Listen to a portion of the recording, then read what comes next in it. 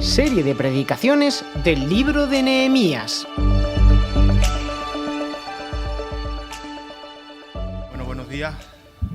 Como siempre, es un placer el poder llevar este tiempo de la palabra. Y bueno, pues seguimos con el libro de Nehemías. La semana pasada estuvimos viendo el capítulo 4 completo y esta semana pues nos corresponde ver este capítulo 5. Y en este capítulo 5 vamos a descubrir los múltiples recursos que Nehemías tiene como líder al enfrentarse a diferentes problemas y y situaciones completamente distintas a lo largo de estos primeros 4 capítulos. Y ahora pues afronta otro nuevo problema, ¿no? Todo lo ha ido solucionando según iban saliendo. En el capítulo 1 se enfrentó a su propia reacción ante la horrible noticia de la situación por la que estaba pasando Jerusalén, y también luchó con su aceptación de las responsabilidades para esta reconstrucción de la muralla de la ciudad. En el capítulo 2, si nos acordamos, se enfrentó también a un problema político, porque como un hombre, un funcionario del rey, iba a poder convencer al mismísimo rey de Persia, Artajerjes, para que lo enviara a dar solución a este problema que existía en su ciudad, ¿no?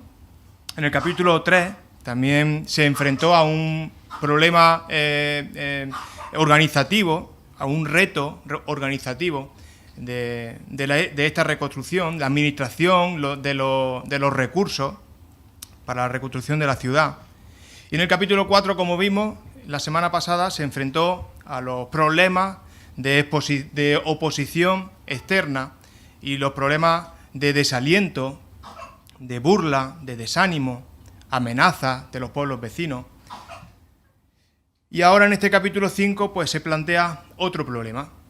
Esta vez un problema socioeconómico, podamos llamarlo así, que Nehemías tiene que resolver de forma rápida, de forma firme, de forma compasiva, para que el proyecto en el que en el que están trabajando pues salga adelante y la comunidad no se quede estancada, sino que siga prosperando.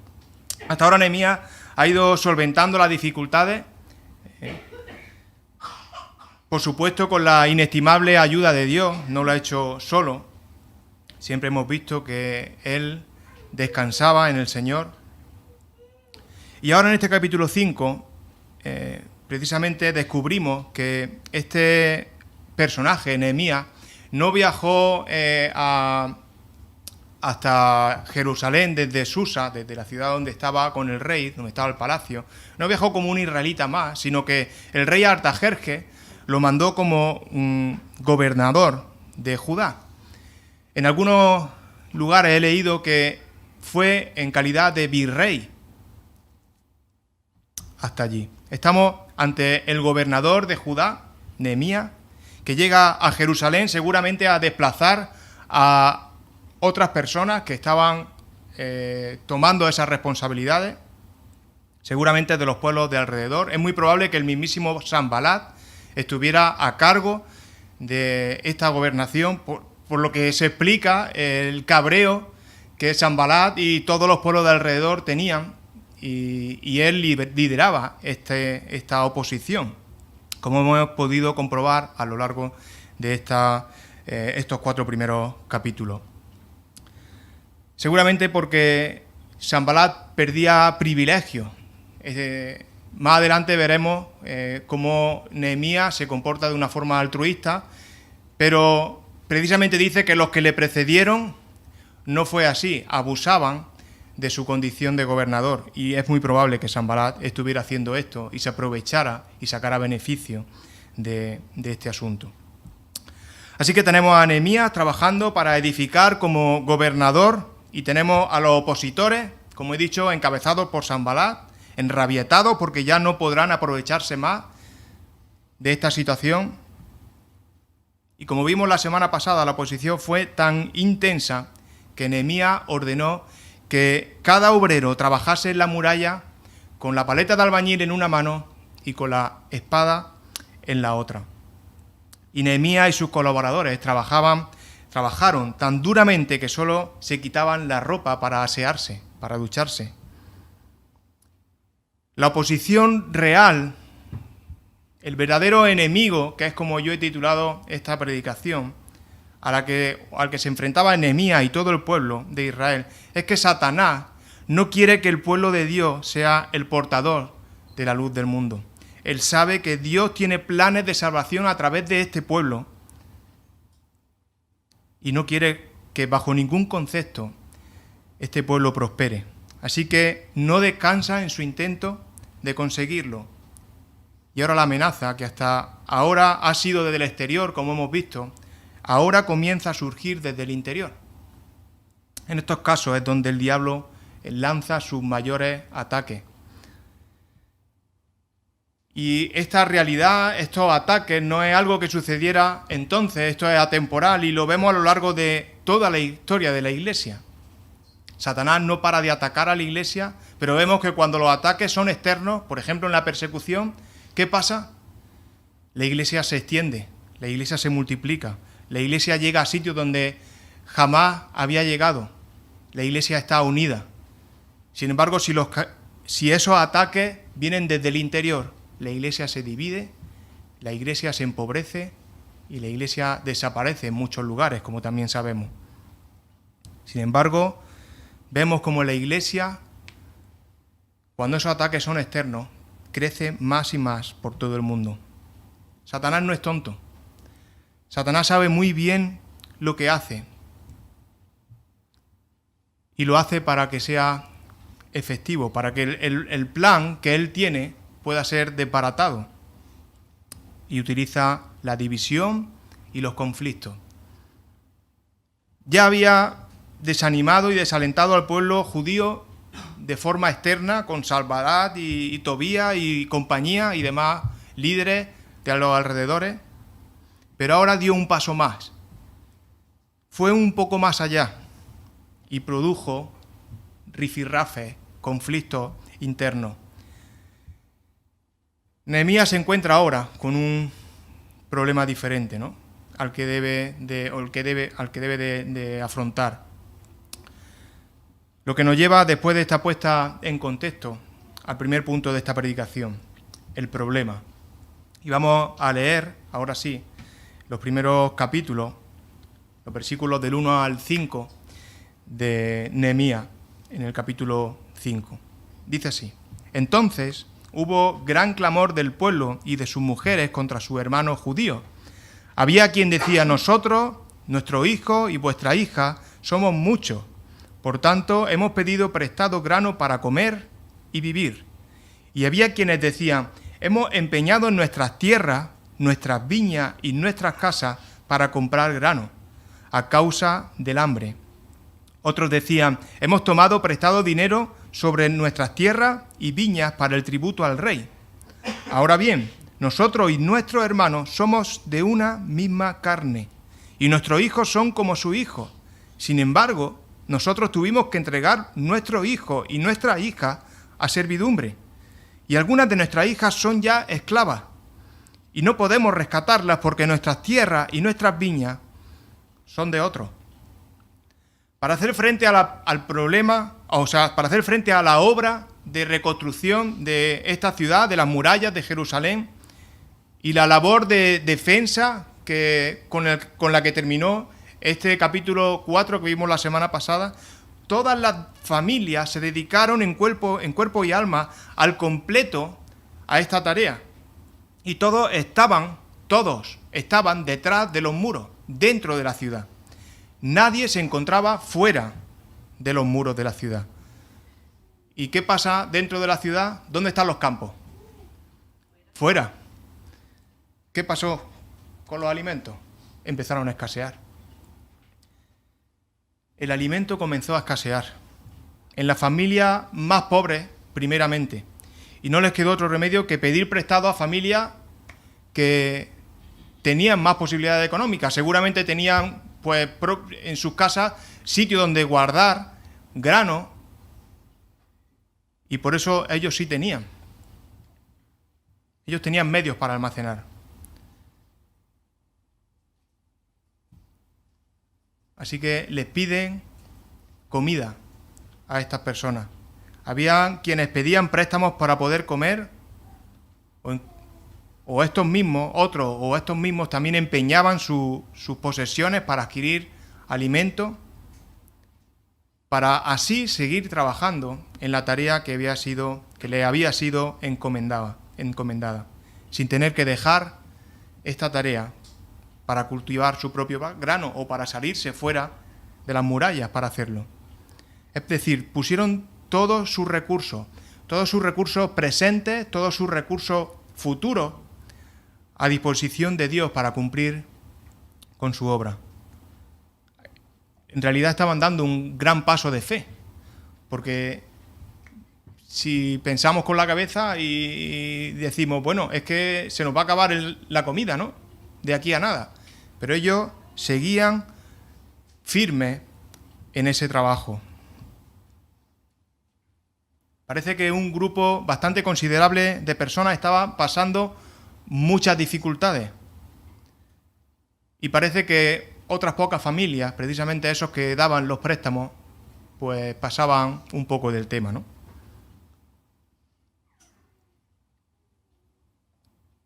En realidad no es que pasaran del tema, en realidad no estaban pasando, porque en realidad ponían más presión sobre estas personas. O sea, se estaban aprovechando de la situación. Estas personas no solamente no podían pagar estos préstamos que les habían dado, sino que esos altos impuestos les hacían que tener tanta miseria que no podían pagar ni siquiera el tributo que tenían que hacer o los impuestos que tenían que pagar a Persia.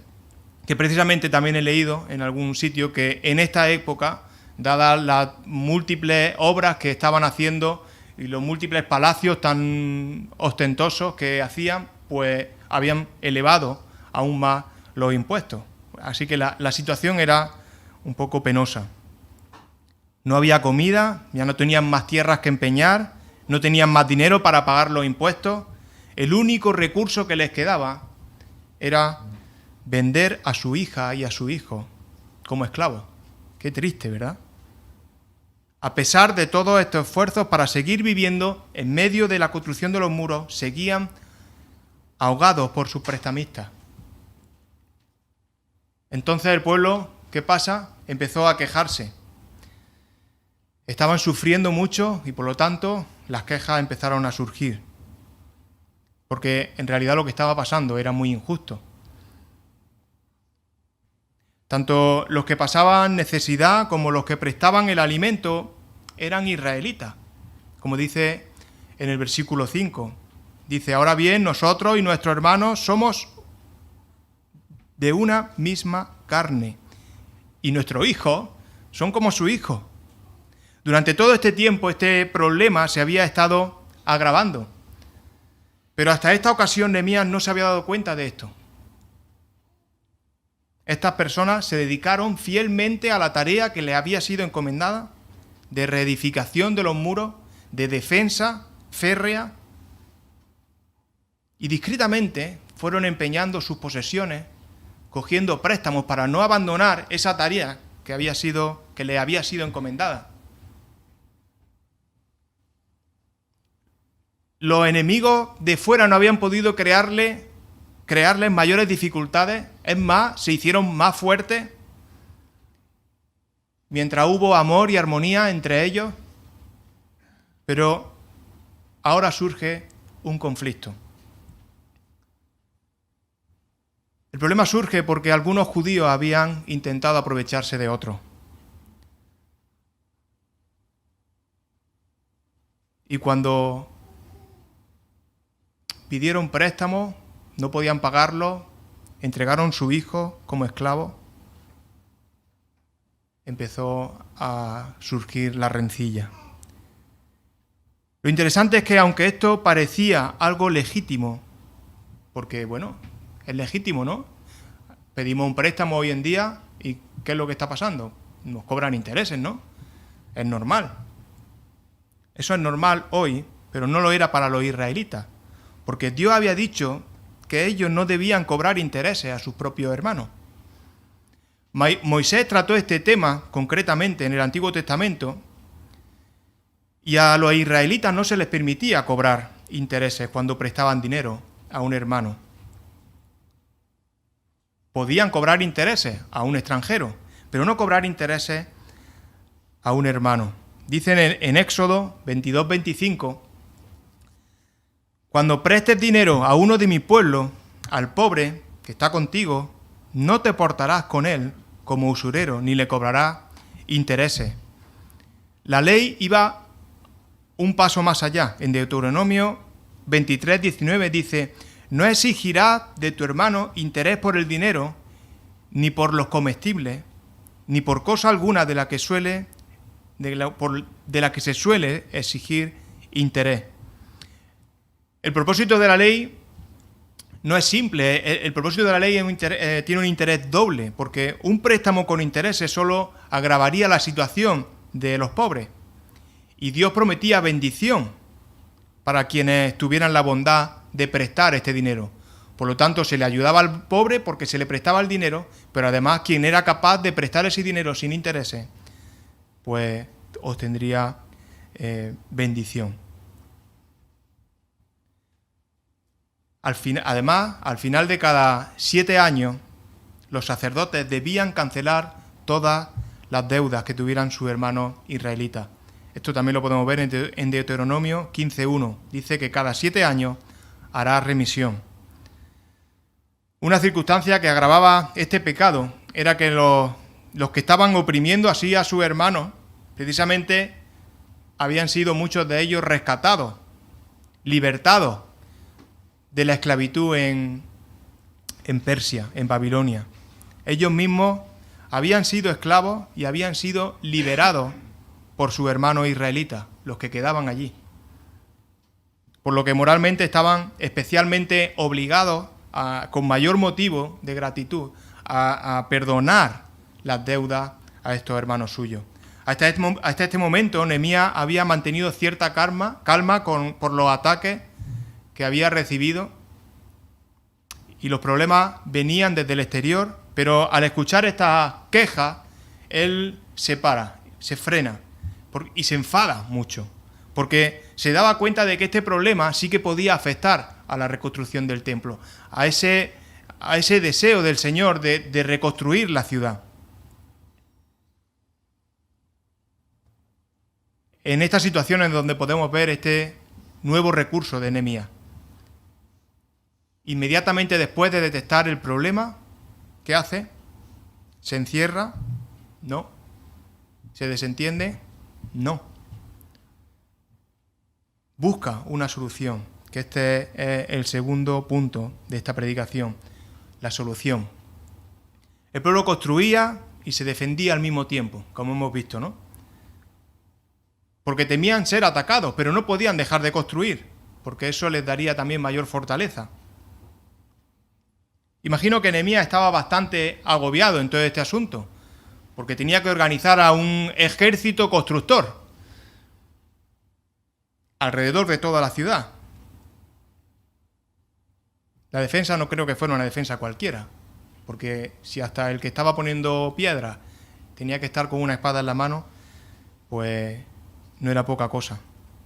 Pues esta noticia explosiva de desunión de los hermanos que estaban haciendo toda esta labor viene justo en este momento, cuando hay mayor desestabilización. Pero a pesar de la importancia del trabajo a realizar, a pesar de que los pueblos desde el exterior estaban intentando derribar lo que se estaba construyendo, Nehemías no le da larga al asunto y lo mete debajo de la alfombra y vamos tirando a ver a ver si podemos construir la muralla, aunque sea 1 metro más, ¿no? No hace eso. Se para por completo y toma interés en este asunto para solucionarlo.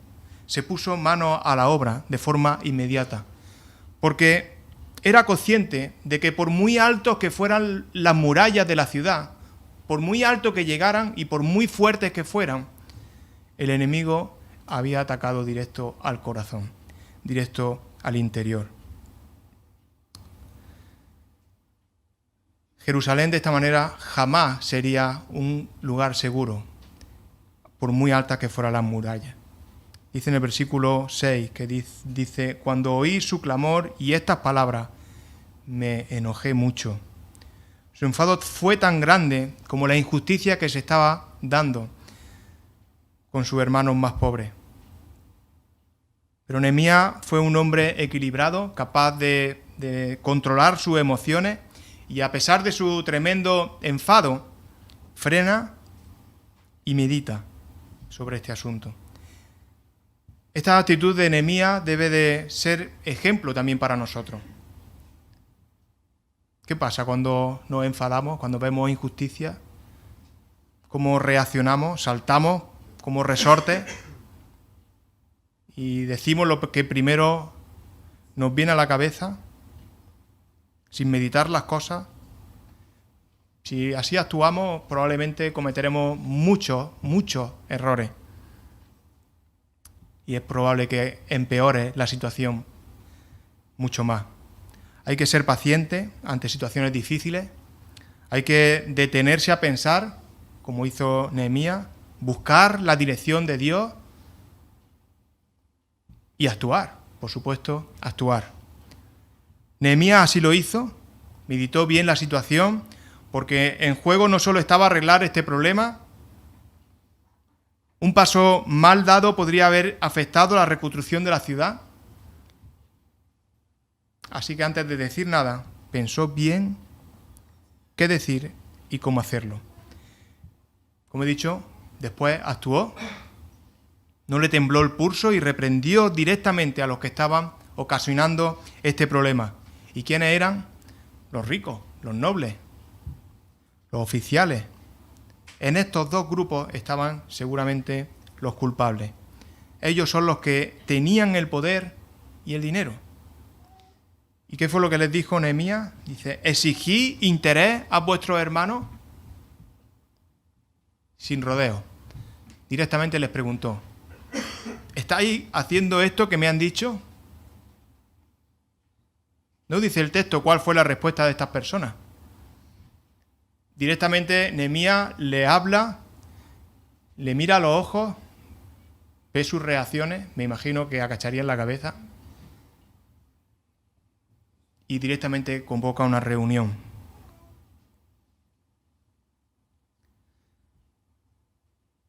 Nehemías razonó el caso con ellos y le mostró la maldad con la que habían actuado.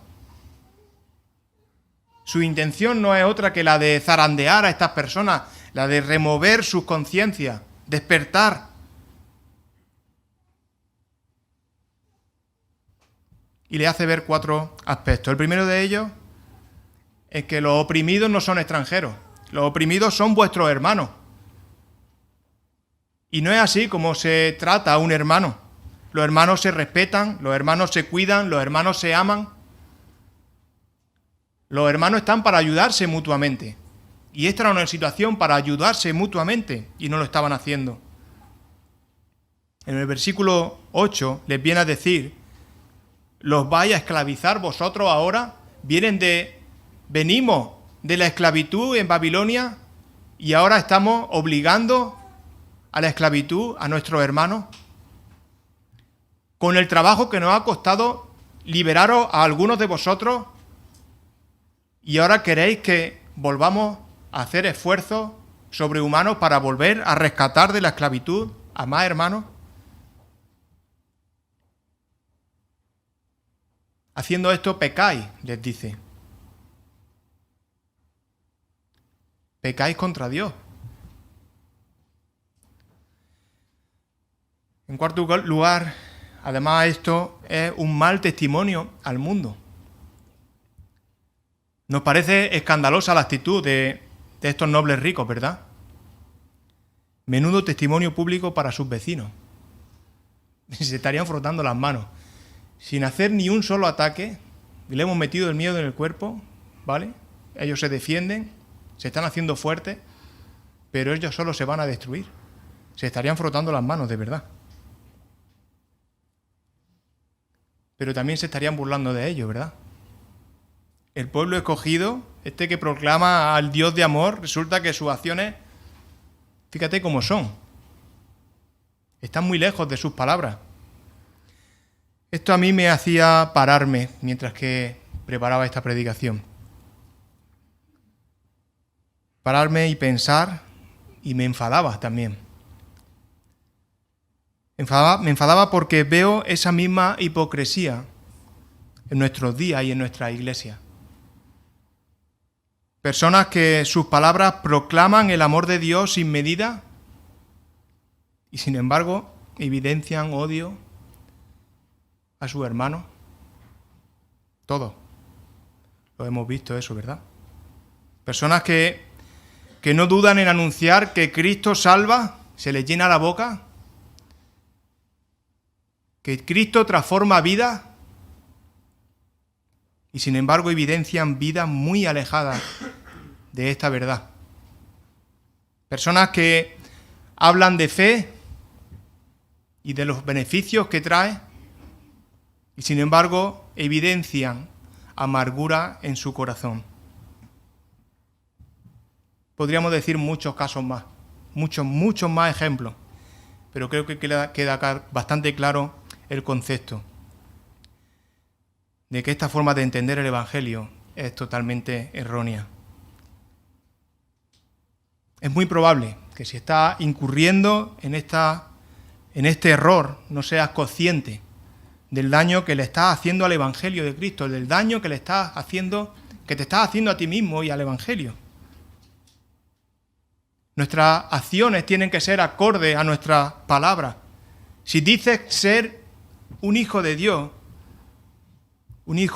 transformado por su bendita gracia, actúa como un hijo de Dios alcanzado por su gracia. Si no, como dice en el versículo 9, vas a ser objeto de burla. En este caso no a las naciones, porque no somos tan internacionales, pero sí será objeto de burla en tu entorno. Y lo que es peor, para ese entorno, todos nosotros, toda esta congregación, también será objeto de burla. No hay nada que se desacredite tanto la profesión de fe como la mundanidad y el egoísmo de los que la profesan. Si volvemos al texto, Nehemías no solo lo urgió a que dejaran de oprimir, sino que también lo urge a restituir esta mala situación. En el versículo 11 podemos leer: os ruego que les devolváis hoy sus tierras, sus viñas, sus olivares y sus casas, y la centésima parte del dinero, del grano, del vino y del aceite que demandáis de ellos como interés. Era necesario para parar de oprimir, pero iba a ser de gran bendición para todo el pueblo perdonar la deuda y devolver todas esas tierras. Nehemías consiguió que estos hombres devolvieran todo, reconocieron su error y restituyeron su falta. Podían haber dicho, bueno, vale, no cobramos más intereses, pero el préstamo me lo vaya a devolver, ¿no? Pero no fue así. Dios había tocado cada uno de aquellos corazones y lo había transformado de forma radical. Habían cambiado de forma radical su forma de pensar. De cobrar intereses abusivos hasta empobrecer hasta la miseria a su hermano, a perdonar completamente todas las deudas. Cuando Dios transforma, no solo transforma nuestra forma de hablar, como alguno podrá pensar desde fuera. Cuando Dios transforma nuestro corazón, nuestra forma de pensar, nuestra forma de actuar. Mirad, el corazón no puede descansar tranquilo ante el pecado. Cuando erramos, ese pecado constantemente nos viene a nuestra mente, ¿verdad? No nos deja descansar hasta que reconocemos y nos arrepentimos y pedimos perdón. Nuestro corazón no está tranquilo. Si tu corazón está tranquilo ante el pecado, tienes un serio problema. Tu corazón necesita urgentemente ser cambiado. Nehemías llama a los sacerdotes, en este caso ahora, para que les tome juramento y después de una acción simbólica en la que se sacude su vestido, apeló al juicio de Dios y dice: así sacuda Dios de su casa y de su trabajo a todo hombre que no cumpla esto. Así sea sacudido y quede sin nada.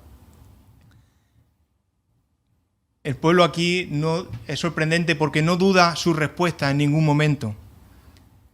Todos unánimes dijeron amén. Y acto seguido alabaron a Dios. No solo de palabra, no solo para que la congregación los pudiera ver, porque acto seguido dice que el pueblo hizo conforme a esto. Alabaron en espíritu y en verdad.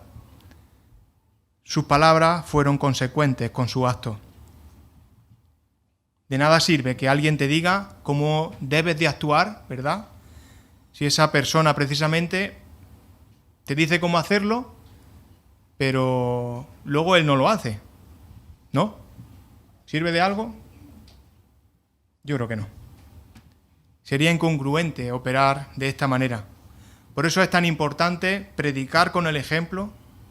Y este sería el tercer y último punto de hoy. El ejemplo de Nehemías.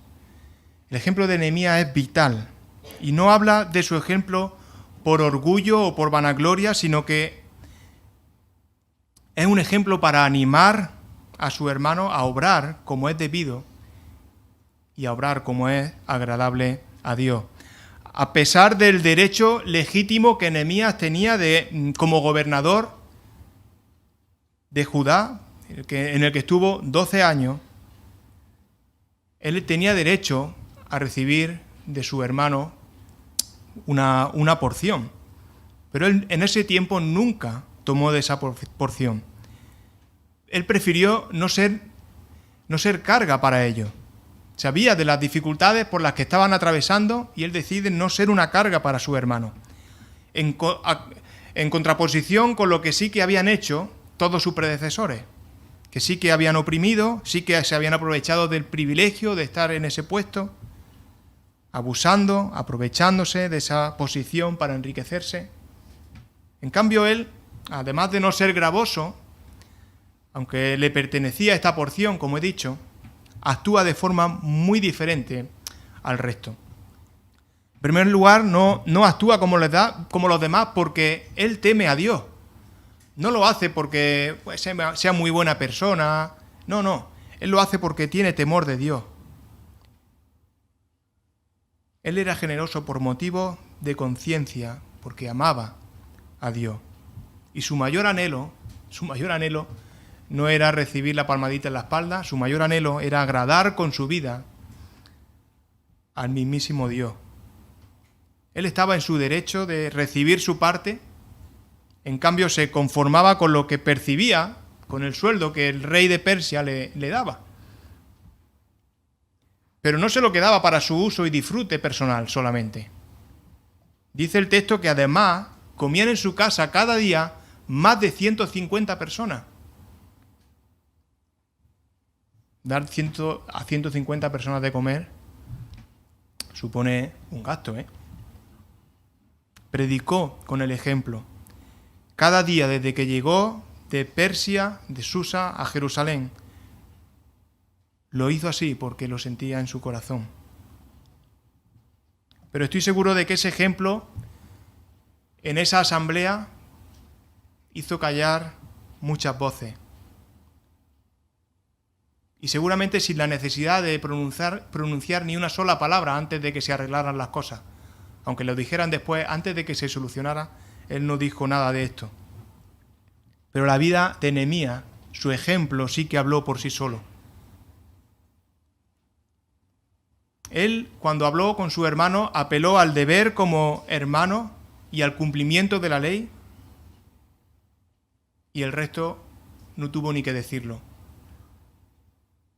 Su ejemplo era evidente para todos. Si él hubiera estado errando, estoy seguro de que se lo habrían dicho. ¿Y tú qué dices? Pero no fue así.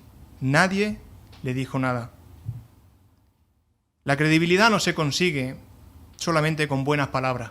Las palabras, todos sabemos que se las lleva el viento, pero sí se quedan nuestras acciones. Lo que vale de verdad es nuestra manera de vivir. Nehemías agradaba a Dios con su vida. ¿Es tu vida, es mi vida agradable a Dios? ¿Vives honrando a Dios? ¿Das la gloria a Dios con tu vida? Nada de esto te hace conseguir puntos, por así decirlo, para alcanzar el cielo, para alcanzar la vida eterna. Nada de esto hace posible alcanzar esa vida, pero sí que hace evidente que estará allí. Nehemías no fue un hombre perfecto. Nehemías cometió errores, era un hombre de carne y hueso, con sus defectos, con sus virtudes.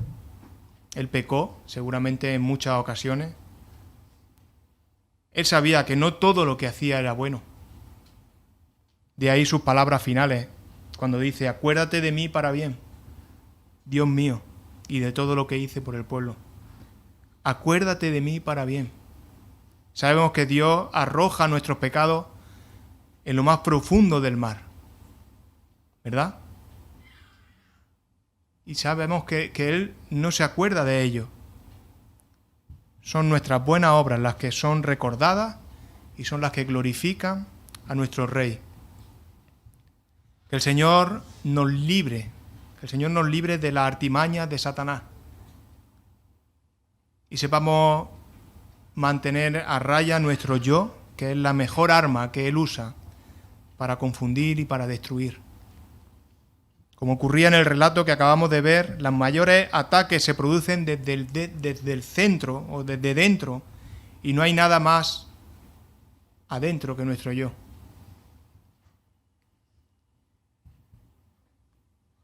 Aún nuestro yo está impregnado por el pecado y busca protagonismo en la escena.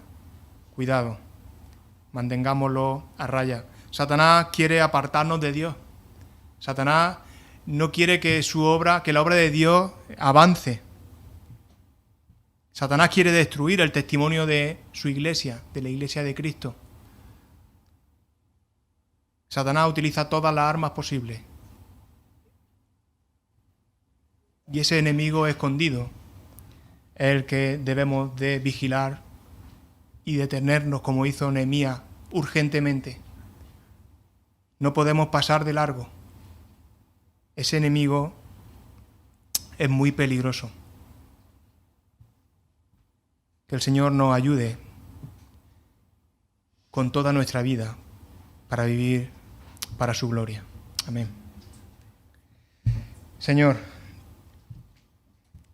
necesitamos urgentemente tu ayuda. No somos capaces por nosotros, con nuestra propia fuerza. Es imposible mantener la muralla arriba. Necesitamos que tú nos protejas, que nos alertes, que nos guíes. Los ataques internos desde el interior son muy peligrosos, pero tú cuidas de nosotros y es una bendición, una alegría, Señor, saber que estamos bajo tu protección. Ayúdanos, Señor, a detectar los problemas, a ver la importancia de esos problemas cuando surgen, a dejar todo lo que no sea urgente para atender estas situaciones como hizo Nehemías.